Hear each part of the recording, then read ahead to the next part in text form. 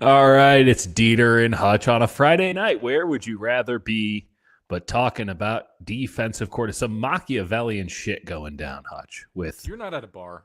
You're not outside. You're not hanging with your friends. We are your friends. We are your family. That's Jesus. the saddest thing I've ever uttered You on the podcast. I mean, sure. So the 49ers had no plan other than Robert Saleh, but damned if it didn't work out. It worked. It was literally just bring back Bob, get him back. Build Bob, build back Bob. Build back Bob better. That was their plan. That was their entire plan. And Bob or bust. It's funny because all I've been thinking about is that the premise of their plan, it's both like to Saleh. They're like, Yeah. we love you and respect you so much. We're gonna make you the highest paid coordinator. Matt Barrows, I think, said Yeah. a few weeks ago. That's what it sounded like. So we're gonna make you a great offer to be our defensive coordinator. Obviously, you gotta go check around, see if there's any head coaching jobs. But the fact that they only interviewed Brandon Staley and Deshae Townsend as like a Rooney Rule requirement, Yeah. Lions DB's coach, it tells you that they were just like, we don't think Salah's getting any head coaching jobs, and then he's Yeah. gonna come back, which is like, I don't know. It's they could have interviewed. They were playing a some dangerous people. game there. They were playing Yeah. a dangerous game because if Liam Cohen doesn't decide to just totally burn the Tampa Bay Buccaneers, playing both sides, that way he always comes out on top. Had he not gone full Mac on that, Robert Saleh might be the head coach of the Jaguars. So Yeah, I wouldn't say it's the best plan. I it wouldn't wasn't say it's really a the best plan. It was like a lot of hope.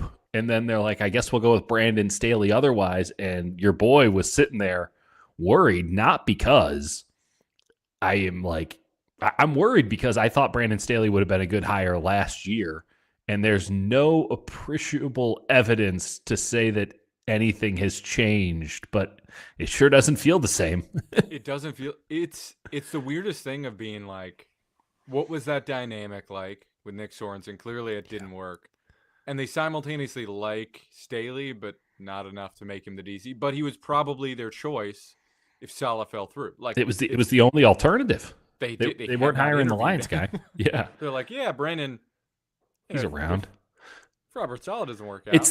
They would have put Brandon Staley in the role the same way they put Nick Sorensen in the role, where they're like, he's here. He'll run the system that we tell him to. But yeah, Saleh's back. I will say this. Sorensen, by the way, gone. As to be expected. You know, I feel bad because he is legitimately a nice man, and it seems as if he's hung around for a long time because he's a nice guy. Just a corporate falling through the cracks sort of guy, right? Like just a government worker. Nothing to say. Regardless, I feel bad kind of shitting on him on the way out the door. At least Steve Wilkes was mean. Nick Sorensen wasn't mean. So I feel bad shitting on him way out the door. But like, I found it very, like, it say everything that Nick Sorensen got demoted from DC and it wasn't immediately apparent that he was going to leave. Like the lack of self-respect. Right. It was like, well, we might make him our special teams coordinator, put him in another role. And it took a second. That whole thing was kind of weird. The whole thing was weird from the jump. It also, like, I sort of have to check myself here on the way I talked about it, because I gave Sorensen a lot of deference, right? I was like, Yeah. Listen, Kyle Shanahan wants to keep it simple, all that.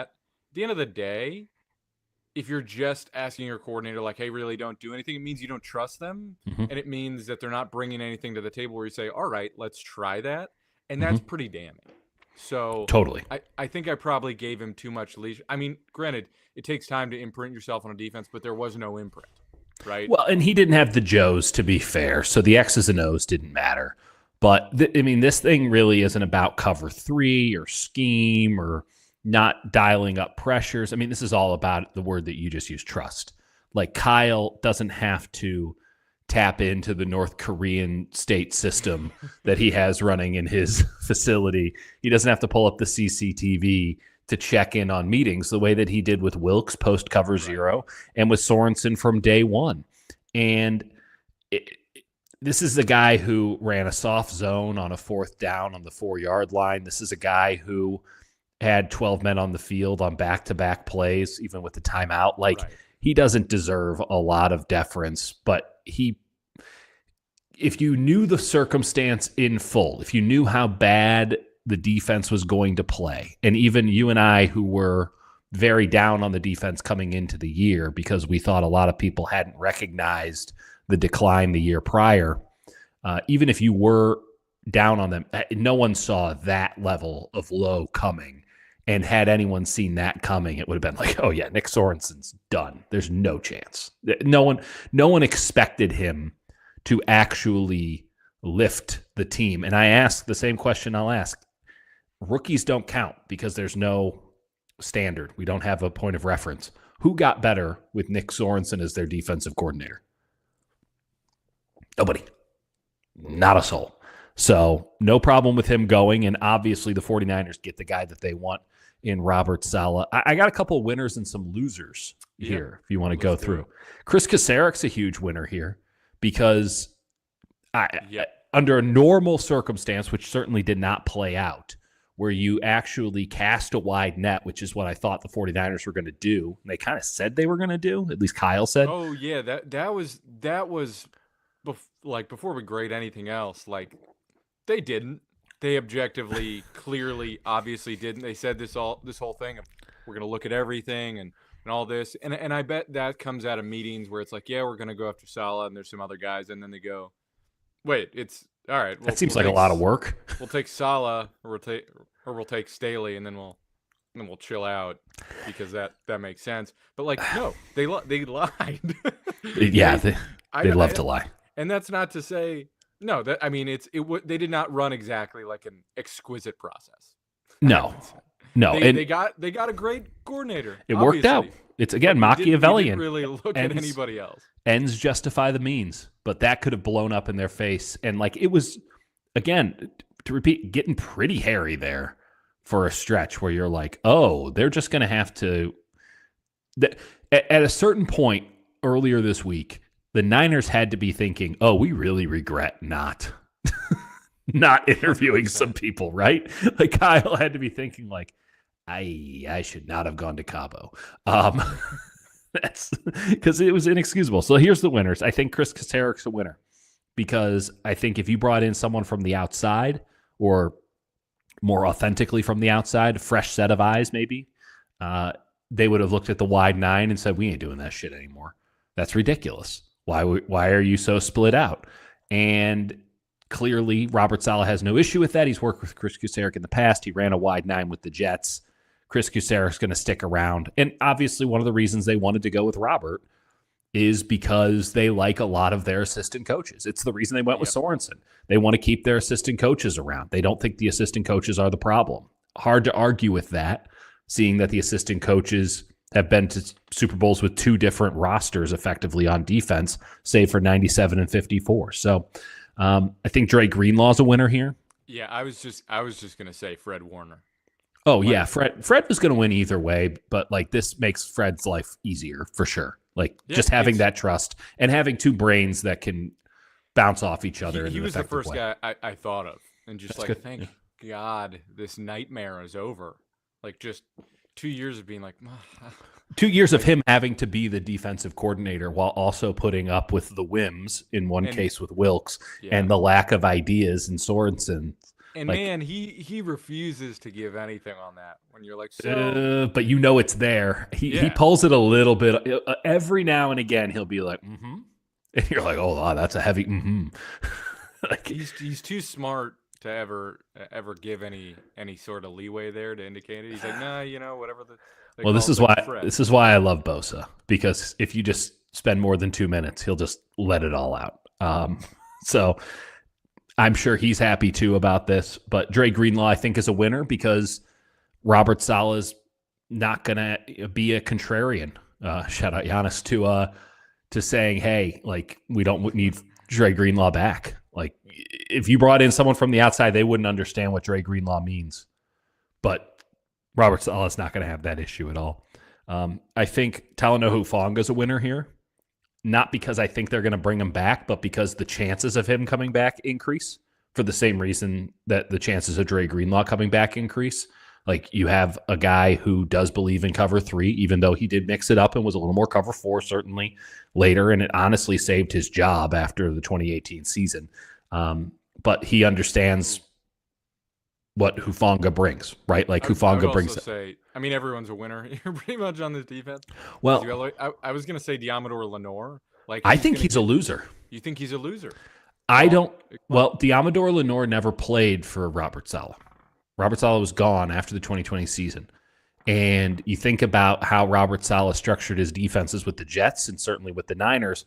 He likes to have 2 lockdown corners on the outside. And he had that with the Niners. He had Emmanuel Mosley on one side, kind of a mix and match on the outside. Sometimes it was a Keller Witherspoon that sucked. But, like, he had Richard Sherman. And when you have Diamador Lenore, who's been paid, but on a very strange, constantly prove-it contract, he got, I don't know if it's in the contract or not on, hey, I get to play outside and then bump inside. But my guess is that Robert Saleh is going to be of the mindset of, no, we're not doing this dick around stuff. We're going to have 2 outside corners and a nickel. I think that's like, because you don't get a guy like Lenore. Like, that's not out there. Like, the 49ers only found out he could do both because of the necessity. Like, they had to try him at both spots.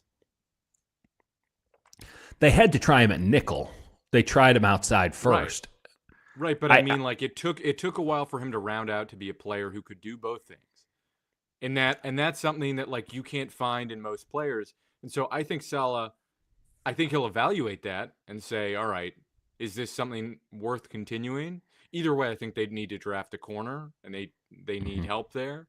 But like, it's working. It's working. I don't know that he would mess with that. He doesn't. I would just say that he is I would argue a much better So this is now where we get into Dieter's opinion. Like, I don't think Diamador Lenore is an elite outside corner at all. I think that he's a good one. I think he's fine, but I would rather have him. I feel like it's some sort of they're giving him this reward, right? This reward for, you get to play outside, but then you got to bump inside on the 75% of snaps where we're in nickel, but you get to stay on the field. And I'm just not sure that that's something that Robert Saleh is going to feel the need to do, because he doesn't know this guy. And just because he's moved guys inside and out doesn't mean that he's not going to say, why don't we just get 2 great outside corners and then we'll figure out the Lenore of it later. I disagree. I disagree. I think he'll use him in both ways, because he's very good at both, and having a player who's multiple is just a net positive. I do think he's a much better nickel than he is an outside corner. Yeah. And the reason I said it's a win, because I think he's going to be able to use Lenore in some blitzes. Oh no, I love Robert Saleh for Diamador Lenore nickelback, right. But you just paid a guy $92 million, theoretically, of course, and I'm not sure that he is going to get the amount of snaps, there's no guarantee in my mind that he'll get the amount of snaps that he got last year coming in with a new defensive coordinator, because you can upgrade on outside. You can upgrade on outside, and you understand that this is, where he's at his best is on the inside. So I just don't think that it's clear cut like, oh, he's going to win, because I do think that he might lose some playing time. I think that it might get a little wonky here as opposed to what it's been. So we can agree to disagree on that. That doesn't bother me. I think Malik Collins is out, though. I don't know. They don't have to pay him all that much. When he's a pretty good pass rusher. I don't know, but I don't see any reason that Robert Saleh would feel indebted to him in any way, shape, or form. Oh, I wouldn't say indebted. I just think he's a loser. I think that having Robert Saleh come in makes Malik Collins have to worry just a smidge more about if he's going to have a job. Yeah. In a couple of weeks. That he's a loser in this regard. So no, that I don't disagree with that at all. I'm just saying, I don't know if he's gonna be worth cutting. He costs less than $5 million. I get that. I think that's fair. And listen, they can't as much as everybody wants to. Why? Okay, let's just engage on this. Sorry, this is why I gotta just turn off the comments. Why would Saleh love Malik Collins? What's there to love about Malik Collins? I don't listen. Malik Collins is a very talented pass rusher. Like he's dynamic. He is. He absolutely is. On what evidence? Watching him play defensive tackle, he's inconsistent, but like he has he can convert power to speed. He has an incredible spin move off of power when he disengages people. With the Texans, he didn't do it at all this year. That's not true. He absolutely did it with the 49ers. No, he didn't. Yes, he did. He absolutely did. He was a very Take the next 5 and prove it. Oh my! I got clips. Like, against the Jets. Buddy, Malik Collins was a tremendous disappointment this season. I'm not saying he wasn't a disappointment. I'm saying he's still a good pass rusher, and the 49ers asked way more of him than you should possibly ask a 30-year-old. Giannis always thinks I'm on a soapbox. Clearly, he loves it. Yeah, we're both. He does do those karate moves, though. Yeah, no, he's got, and maybe it's just, and then he doesn't go anywhere. Just because he has a lot of action doesn't mean he has a lot of progress. You know, he's disruptive in the pass game. I'll stand on that. He's a really disruptive pass rusher. I think he got less consistent as the season went, because the 49ers were asking him to play like almost every single down. And that's the thing, is like sometimes you watch him and you're like, holy shit, this guy's got a lot there. And then there's other games where it's just not there. Like he's not a guy that you're going to ask. I think you should ask to hold up in the run game every single down. You should say, all right. He's awful in the run game. He's awful in the run game. He's not consistent. There are times. I'm not saying he's a good run defender. I'm saying I see times that he's been a good run defender, but it's inconsistent. It's like you have to ask him to do one thing or the other. Like, you can't ask him to play both. You can't ask him to play every down at this point in his career. That's how I view him. At what point in his career were you asking Malik Collins to do both? I would like to remind everyone that he was traded for a 7th-round pick on a team that doesn't have defensive tackles. They're just fair. We're done with this guy. But they also needed to make that move. Malik Collins. I mean, give me a break. Loving Malik Collins. Robert Saleh is like, you know what? I was going to take that head coaching job, but then I got the Malik Collins tape, and I can't turn down an opportunity like this. We'll get into who the 49ers should. We've already done defensive tackles, but we're going to do linebackers and safeties here in the next couple of days. Quickly, I want to go through all of the head coaching hires around the league and just give some grades. Just there's some straight letter grades. None of this plus minus shit. Yep. Everyone trying to get wonky. Just give a letter. Pete Carroll to the Raiders. Ooh. Honestly, a B. Okay. I think, as much as I don't think they're going to be a competitive team, they're such a disaster that just having someone who's run a franchise and has some semblance of what it takes, and he's basically going into a college program, right? Yeah. So give him the job for 2-3 years. He'll never want to retire, but then you wind it down. I think it's a net positive, as much as I don't think he's a guy that I would want to hire for most teams. Yeah. I think for the Raiders, it makes a little bit of sense. They were going from Ben Johnson, thinking they had Ben Johnson, to now go into Pete Carroll, who don't want to impugn too much on Pete Carroll. Clearly, I would argue a Hall of Fame head coach. Agreed. But 74 years old, took the year off. Did he do anything to improve his style? I don't see it. I don't see it. I'm going to give it a C. Yep. I have to respect his history and understand that, he can run a program, but he's on a 3-year contract for a reason. And it's an upgrade over Antonio Pierce, but it's not. It's like a stopgap, figure out what we are as an organization move. When are the Raiders ever not on that? I'm with you, but I think of all the people you could find that would be willing to take that job and come in, like, I don't know. I for the most part like it for the Raiders, but for any other team, the best I could give it would be a C. All right, let's go to the other. Uh, what a franchise! What an incredible operation they have going on in Jacksonville / London. Liam Cohen, a guy who we both have deep respect for as a play caller, not so much respect for as a operator of his own destiny. Man, that he did that. He did Tampa Bay dirty. That let's just call it what it is. To recap. And I think Albert Breer actually laid out. Albert Breer had a wonderful article on SI about this. It was the one straight to the point. I'm going to read directly. So what happened was, for context, you had Liam Cohen. He pulls out of the job, I think, on Wednesday. Love to pull out. And still in contention are Patrick Graham and Robert Saleh. Patrick Graham, who seems to be in a lot of conversations, perhaps to facilitate compliance with a rule that doesn't seem to want to be complied with. Rooney Rule candidates. Then Cohen pulls out of the talks, and you go, and it's like he's going back to Tampa. The Bucs are like, we're happy to have him back. They're going to make him, I think, the highest paid OC. Well, to be fair, Jason Light, the GM, when he heard about the Jacksonville offer or the serious Jacksonville interest, he went and said, okay, well, what do we have to do?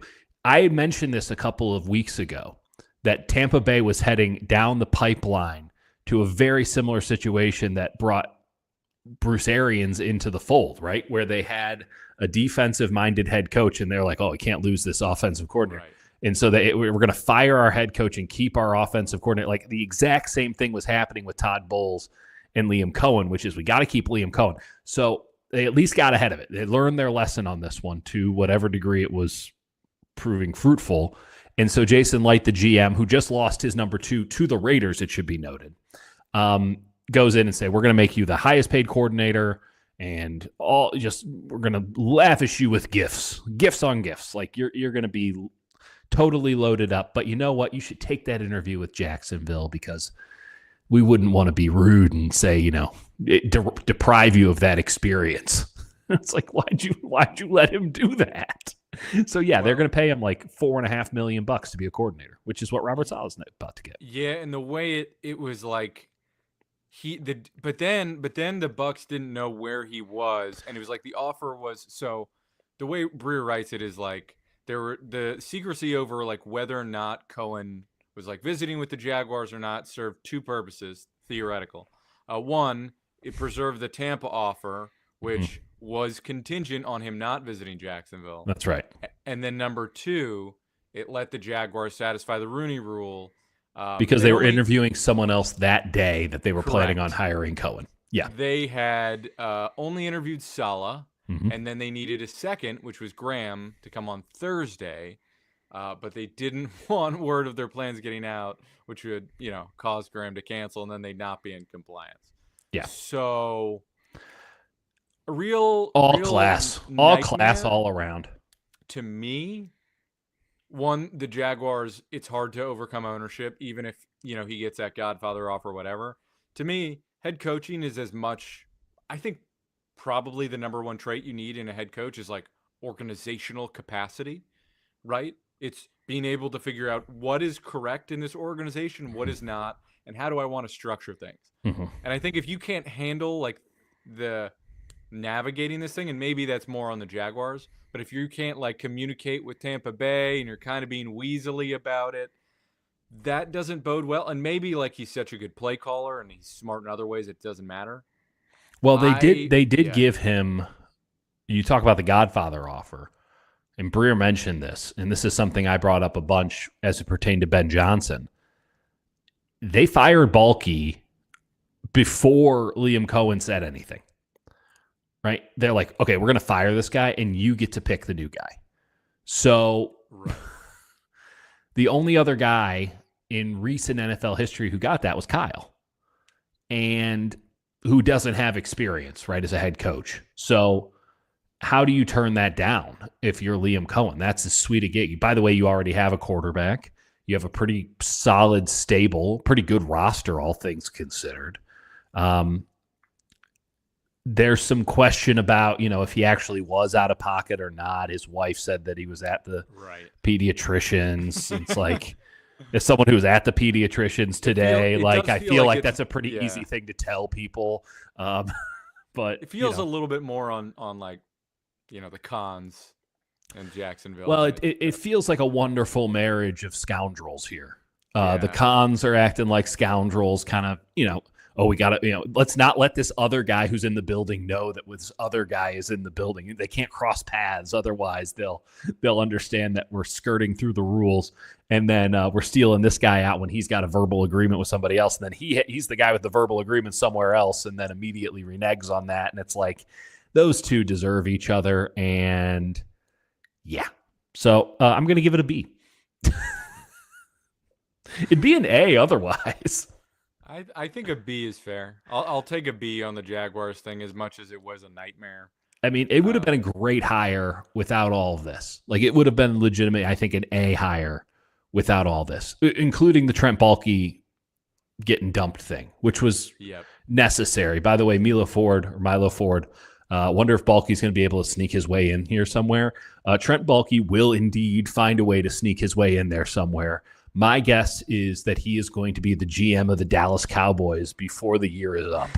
That he will somehow be the one man who can take down Jerry Jones, because he is a survivor. And I will I will not underestimate his ability to weasel himself into a situation and take over. It was incredible. Did you watch the Baalke press conference after they fired Doug Peterson? I did not. It was a 30-minute Zoom press conference where the media is like, why is Trent still employed? And Khan's like, I'll fire him. Like, if someone tells me to fire him, I'll fire him. Like, they did 30 minutes of that. It was Armando Iannucci level comedy. Like, it couldn't have been cringier. I loved it so much. And then they did, in fact, fire him. So something to keep in mind there. The Dallas Cowboys hired Brian Schottenheimer because apparently no one else wanted the job. Is that what's going on there? Listen, folks, there is a quote that needs to be read. That's just like 10 out of fucking 10 from Jera. It's always from Jerry. So the quote Jerry should have Ted Turner this thing and put himself in charge. The quote from Jerry. Oh, man. So Jerry Jones goes, Brian Schottenheimer is known as a career assistant. He ain't Brian no more. He is now known as the head coach of the Dallas Cowboys. And then our good friend, Brian Curtis, he responds that, like, he can't Brian with a Y. Yes, the other Brian Curtis. He goes, reading this supposedly congratulatory quote over and over. And Adam Schefter, who, like, doesn't respond to comments and stuff, responds to Curtis, clearly making a joke about it, and goes, he's no assistant anymore, Jerry Jones said. Awesome. Awesome. Awesome. Awesome. It is. I mean, there was a point yesterday where I'm like, are they going to hire Mike McCarthy back? Are they going to go and be like, hey, Mike, how much money did you want? Yeah, we'll do it. They're gonna suck. They're going to suck. And you have a different opinion on that than me. I'm no Cowboys fan, but like having the Cowboys be wholly irrelevant, bad for business. Like, you need the Dallas Cowboys to win 9 games every year and then fail in the playoffs. That's what you need from them. We all need. They're never going to win a Super Bowl. They're also going to be on TV every single. Not anymore. Yeah. Well, they still will. Look what they do with the Jets and the Giants. That's fair. Well, maybe they can send Brady down there every week so that I don't have to watch him anymore. He's getting worse. I don't understand. I know The Athletic has just turned into an EPL website these days, but like, I do not understand. Every time I go on there, which is about once or twice a week, I see some, apparently I'm the one keeping it in business because I always click the article on, like, Tom Brady broadcast review, and it's like he's finally turned the corner. It's like Jonathan Kuminga turned the corner content, and Tom Brady turned the corner content, and they're just working in a circle. They're just By the way, I do love Warriors fans. Or this is the briefest tangent. I do love. They're like Nikola Vucevic will solve us. It's like, all right. Well, it's better than saying Quentin Post will solve you. But I disagree. I don't. I think Nikola Vucevic for a couple second rounders would make the team far more palatable in the short term. I do not disagree. But acting like he's like a savior. Yeah, no. The standard for number 2 has been lowered significantly. By the way, Brian Schottenheimer, do you want to give a grade? D. F. Okay, yeah, you're right. Sorry, I didn't have the stones. You had the stones. Appreciate it. Listen, I usually don't have the stones. Brian He's a Schottenheimer terrible. has never had a good offense. He's an offensive coach. Well, this is the thing. This is what I love when everyone wants to bring it up. And Giannis brought this up earlier in the comments. Giannis is on a prolific content binge right now, where he noted that Steve Wilkes had a top 10 defense. Well, that was in spite of Steve Wilkes, who I will say a nice thing about right now, could coach up a secondary. But no question. Brian Schottenheimer had 3 top 10 offenses in Seattle. And that offense included Russell Wilson running around like a crazy man and throwing the ball deep to Tyler Lockett repeatedly. And that turned into a top 10 offense. So Brian Schottenheimer is not a good coordinator. Kellen Moore, by the way, not a good coordinator. We will talk about Bobby Slowick in a little bit. Not a good coordinator. These are guys who look like they call plays in vacuums, and this is going to be ugly. Well, can I just read off, and this is some Schottenheimer quotes or numbers from Roger Sherman, who's hilarious and funny online. Unwell. Unwell. Yeah, of course. Anyone who's online is unwell. Okay. QB coach for the Washington team in 2001. I'm just going to go 28th ranked offense with the Chargers 2002, 2005. Not exactly a great stint for Drew Brees. Jets OC was the Mark Sanchez era. As the Rams OC, he was 25th, 21st in offense. With Georgia in 2015, 85th in offense. He was on the Georgia 2015 staff. Yeah. You got the head coach Mark Richt. Mark Richt fired. He got Mark Richt fired, didn't he? That's right. That's right.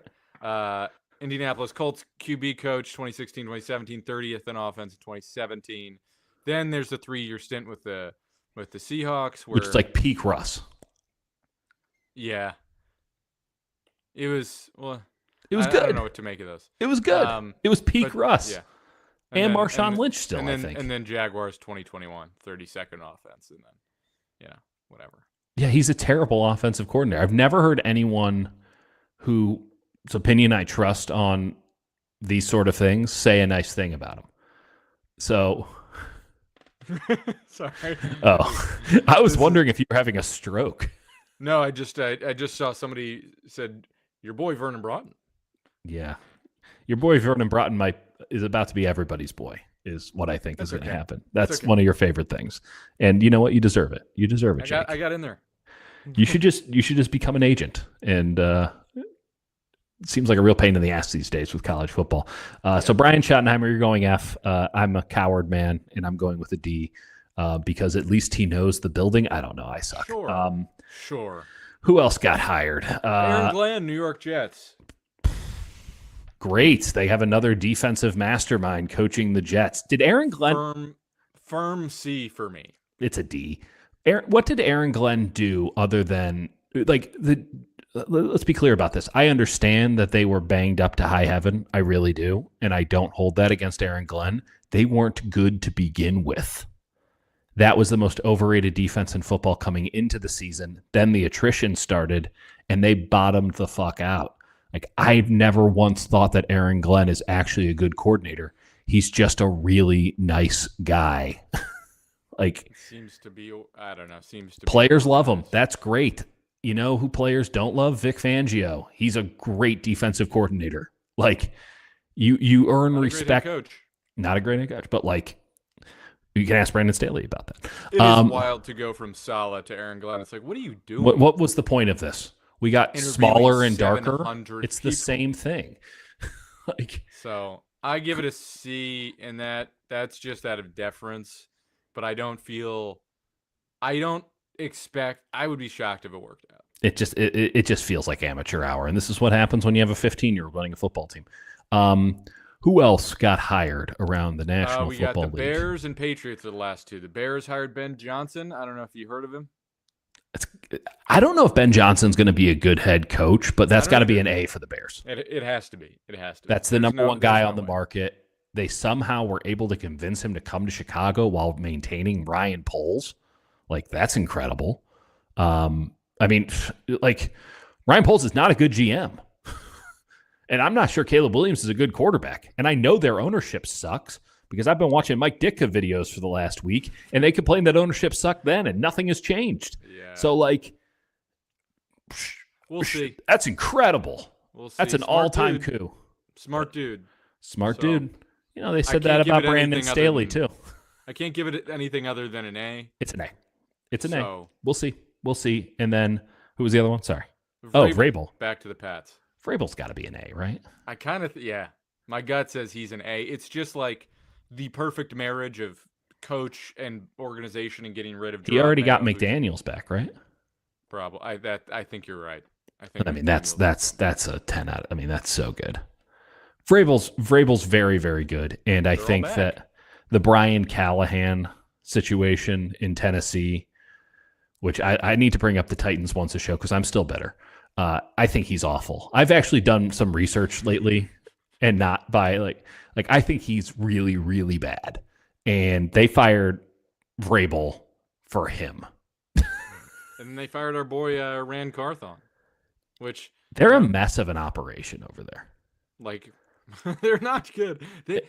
Oh man, this is all karma for them wearing the Houston Oilers uniforms every time they play the Texans, and they deserve. Yeah. And for trading Antonio Brown AJ Brown. Sorry, AJ Brown.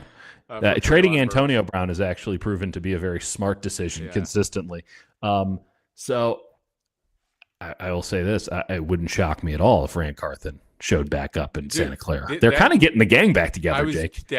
I was gonna say we got to change the title. Like, they're just, dude, and Bobby Slowick. Oh yeah, that's a comment we didn't get to here. Let's do it. From our boy Giannis. Any thoughts on Slowick getting fired because Stroud regressed? Should have probably cashed in last offseason. I don't know if he had the opportunity to in earnest. But, yeah, I'm not sure if anyone was giving him the keys to the operation.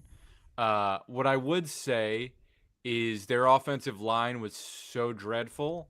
I'd give him a little bit of difference there. That said, everyone had complaints. It was a very, very bad offense this year. They ran some long developing things that were fundamentally impossible to run with that offensive line, and he just made everything harder on Stroud than it needed to be. They were a brutal watch, dude. And like the longer they got into the season, the clearer it was that he had no new ideas.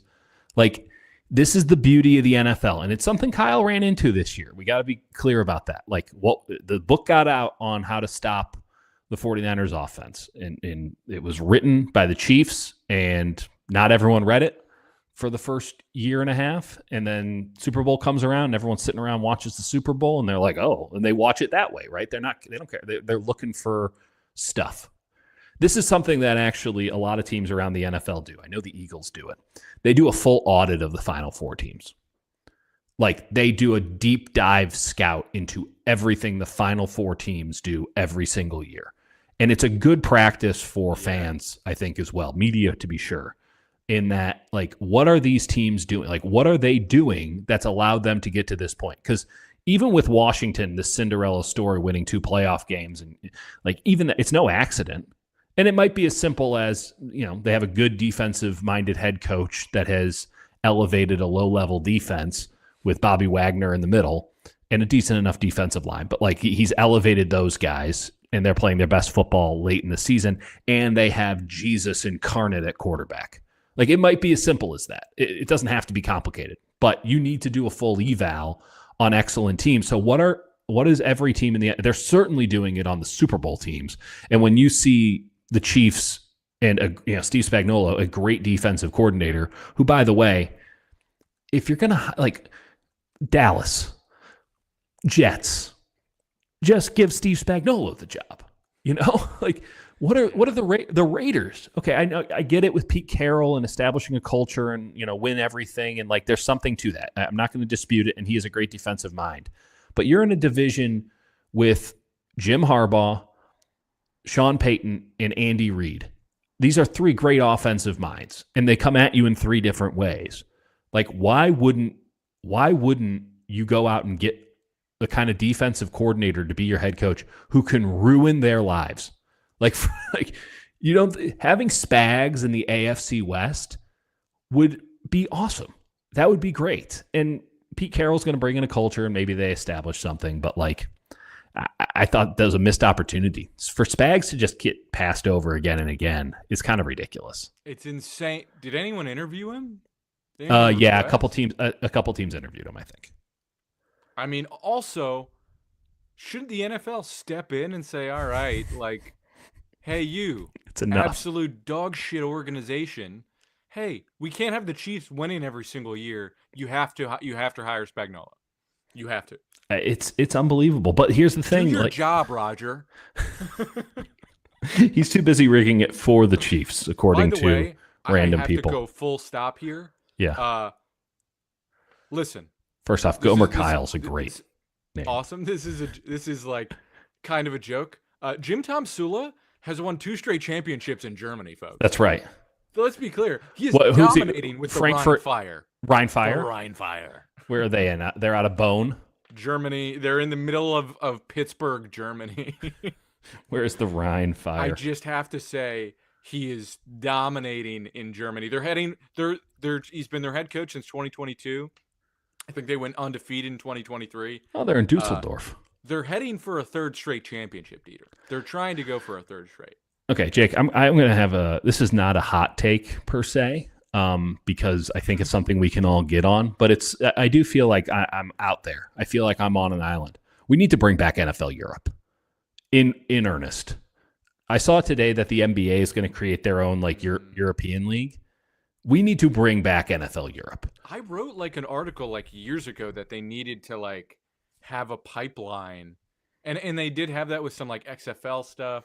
No, you see the problem with USFL or XFL or UXFL, like whatever the hell they're calling it these days. And I appreciate the spring football. I'm not poo-pooing the spring football in America, but it doesn't have any connection to the teams. You should have your practice squad players over in Europe. Yep. From like February 1 to June 1. Yeah, like the WNBA players like going over to Europe in their office. Totally. Should be like that. Or now playing 3-on-3, but like it should be an NFL run developmental league in Europe where you're on like an NFL, it's like G League, but it's off season and then we can watch they should test out relegation and promotion. I mean, that's a bit much because I'm not sure how many towns and provinces are interested. Well, that's just ridiculous. Let me have it. But like the European League of Football with its 16 teams, Jesus Christ, I got 16 teams. They got, the Bravos, the Musketeers, the Centurions. I think Jack Del Rio is coaching. Yeah, Jack Del Rio got a DUI in Madison, Wisconsin, and now I think he's going to go. What an awful man. Yeah, I think he's going to go coach the Paris Musketeers, which feels like an upgrade over being like an analyst for the University of Wisconsin, where all there is to do is get DUIs. The Nordic Storm. That's an incredible name. We got to get in. Maybe we just become the American European League of Football epicenter podcast. I'm kind of down with this. By the way, the NFL needs to just buy him out and handle it, but they will never do that because then they'd have culpability on any sort of future lawsuits, and you don't trust EU laws. Okay. Thank you. To round this out, listen, they're getting the game back together. They're getting the game back together. They got Saleh back. Also, they interviewed, I forget what his name is, the Jets special teams coordinator, who worked under Saleh, who's been there since 2016. They've interviewed him. They are not bringing back Nick Sorensen. I don't know, but I haven't heard any complaints. Yeah, you know what? I would bet that that this is Saleh saying, "Hey, we had a good special teams coordinator," 100%. and Kyle being like, "Sounds good to me, man. I don't Yeah. fucking care." He got so defensive at the end of the year about special teams. John Lynch stepping in on that was all timer. No one cares about special teams more than Kyle. It's like, oh, so we can blame you now.